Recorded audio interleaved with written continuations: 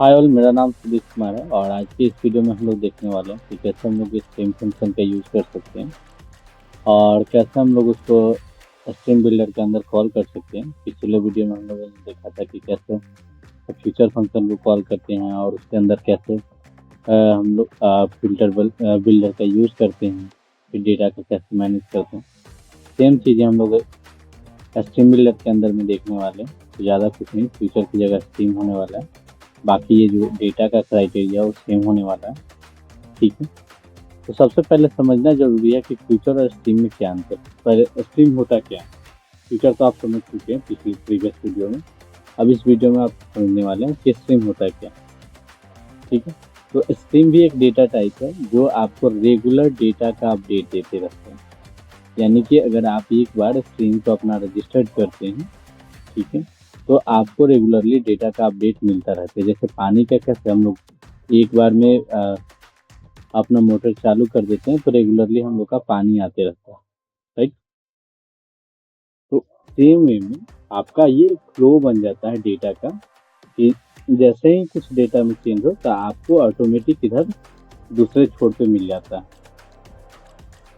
आपको जैसे में क्या है कि मोटर आपने चालू कर दिया तो मोटर के थ्रू जो पाइप कनेक्टेड है, तो जैसे ही पानी आएगा, ठीक है, तो पानी आपको दूसरे छोर पे मिल जाता है।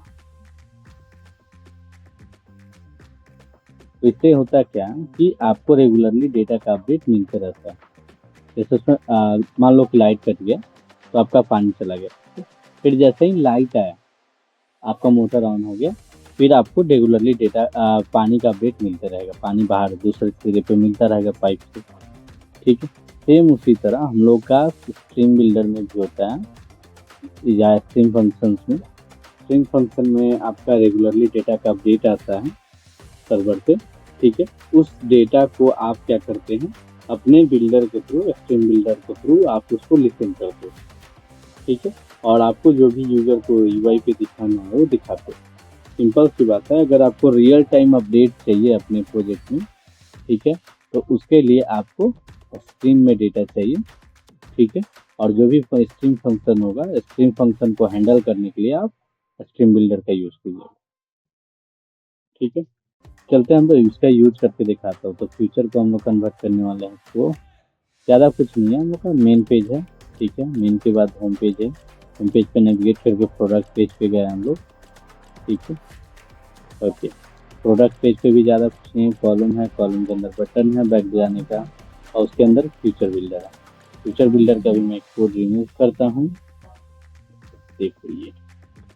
ठीक है, अब मैं यहाँ पे क्या लूँगा, नेक्स्ट पेज का भी कोड रिमूव कर देता हूँ। ये लुक पूरा मैं कोड ही रिमूव कर। ओके, अब खाली खाली हो गया। अब इसके नीचे, बिल्ड के नीचे मैं क्या करता हूँ, एक फंक्शन बनाता हूँ, स्ट्रीम फंक्शन। स्ट्रीम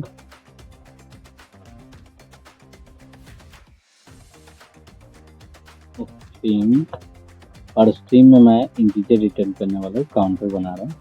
ठीक है, और इसमें फंक्शन का गेट काउंटर या स्टार्ट काउंटर जो गेट काउंटर डेटा में करता हूँ, गेट काउंटर। ओके, अब क्या करना है मुझे कि अब स्ट्रीम के थ्रू मुझे रिटर्न करना है काउंटर का डेटा। तो स्ट्रीम के अंदर भी जैसे फ्यूचर फंक्शन के अंदर कुछ मेथड थे, उसी तरह इसमें भी पीरियोडिक नाम का मेथड होता है जो रेगुलरली आपका डेटा का काउंटिंग करते रहता है, हर बार एक एक बढ़ाते रहता है। तो इसी के लिए हम लोग इसमें अभी ड्यूरेशन दे देते हैं कि हर कितना सेकेंड के बाद बढ़ाना है। तो मान लो कि मैंने 2 सेकेंड के बाद करा। ठीक है, और इसमें कंप्यूटेशन काउंट देता है जिसको आप रिटर्न कर सकते हैं, कंप्यूटेशन काउंट। और उसके बाद +1 2 3 जो भी करना है आप उतना मल्टीप्लाई कर सकते हो। तो बाई डिफॉल्ट जितना 1 2 3 जो काउंट होते हैं वो मिल जाए। ठीक है, तो इसको फंक्शन को कॉल करने के लिए आप सिंपल सा क्या करोगे, अपने यूआई पे डिजाइन के थ्रू दिखाना आपको, तो स्ट्रीम बिल्डर के थ्रू डायरेक्ट कॉल कर लोगे। स्ट्रीम बिल्डर में आपको स्ट्रीम फंक्शन चाहिए तो गेट काउंटर जो आप काउंटर डेटा जो हम लोगों ने बनाया उसको दे दो आप। ठीक है, और बिल्डर को यूआई रिप्रेजेंट करना है ठीक है, तो कंट्रोल स्पेस आप क्लिक करो, सेकेंड वाला सेम चीज़ें हम लोग रिटर्न टेक्स्ट करते हैं। ओके, और टेक्स्ट में स्नैपशॉट से data, snapshot dot date. Okay, data में इंटीजर है तो इंटीजर टेक्स्ट को दे नहीं सकते, ये इसको चाहिए स्ट्रिंग हमेशा हर हाल में। ओके, तो हम लोगों ने इसको स्ट्रिंग के अंदर रख लिया। ओके, अब इसको रन करके देखते हैं हम लोग का रिजल्ट आ रहा है इसमें।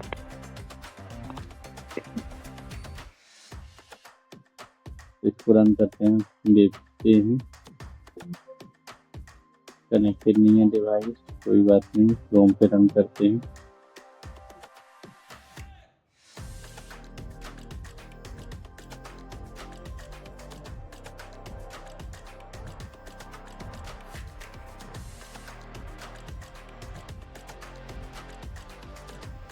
वेट करते हैं रन होने का।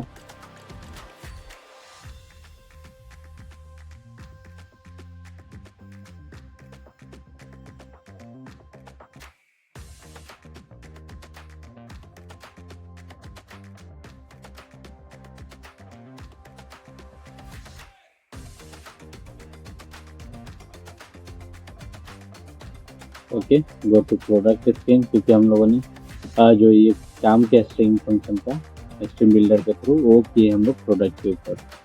प्रोडक्ट पेज पे चलते हैं, अभी नल आ रहा है। ठीक है, काउंट 0 हुआ, फिर 1 हुआ, 2 हुआ, हर 2 सेकंड के बाद बढ़ेगा 3।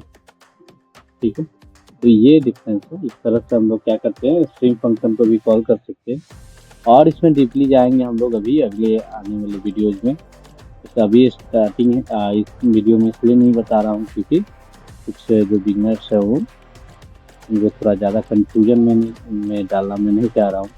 इसीलिए वो आगे चल के हम लोग जब एपीआई वगैरह पढ़ेंगे तो उसके आगे भी हम लोग फायरबेस पढ़ेंगे। तो फायरबेस में ये स्ट्रीम का बहुत ज़्यादा यूज है। फायरबेस क्या करता है, रियल टाइम में डेटा को आपको अपडेट देने का भी उसके पास है। फायर स्टोर से भी आप क्या कर सकते हो, रियल टाइम में डेटा को दे सकते हो। ठीक है, हम रियल टाइम अपडेट देता है तो इजीली उस समय आपको पूरा पूरा समझ में आने लगा क्या जरूरत है हम लोग का स्ट्रीम बिल्डर का।